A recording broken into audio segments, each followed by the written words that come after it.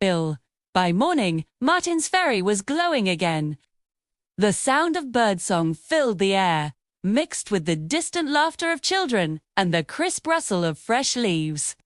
The maples on Elm Street burned a brilliant fiery red, and the old oaks in the park stood like sentinels of gold. The heavy, oppressive fog that had blanketed the town was completely gone, replaced by warm sunlight that streamed down Main Street, making everything look new and vibrant.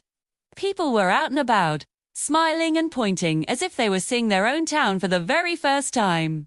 There were gasps of delight at the sheer intensity of the colors. It was a celebration. A free holiday. Autumn had returned, more beautiful than ever.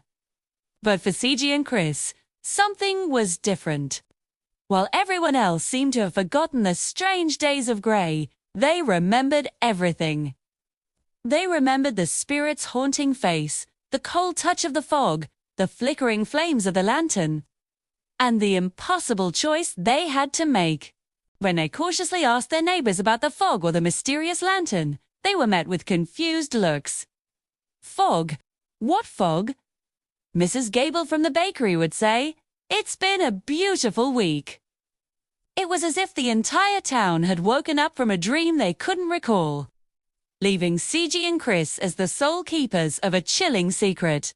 Later that day, CG stood by the river, a warm coffee cup in her hands, watching the brightly colored leaves drift lazily downstream. The water sparkled in the afternoon sun. She heard footsteps behind her and turned to see Chris approaching, a wide grin on his face. He was holding 2 steaming mugs of Mrs. Whitlock's famous spiced cider. He handed one to her. "So, it seems no one else remembers us saving fall," he said, his eyes twinkling. "I guess that makes us the unofficial guardians of Martin's Ferry." "Ha!" Sigi laughed, the sound bright and clear in the crisp air. "I'll take that title," she replied, taking a sip of the sweet, warm cider. "As long as it comes with a lifetime supply of this." Just then, a gentle wind picked up, swirling through the trees along the riverbank. It sent a whirlwind of red, gold, and orange leaves dancing across the surface of the water. For a fleeting, magical second, the leaves spun together, forming the unmistakable shape of a woman's face.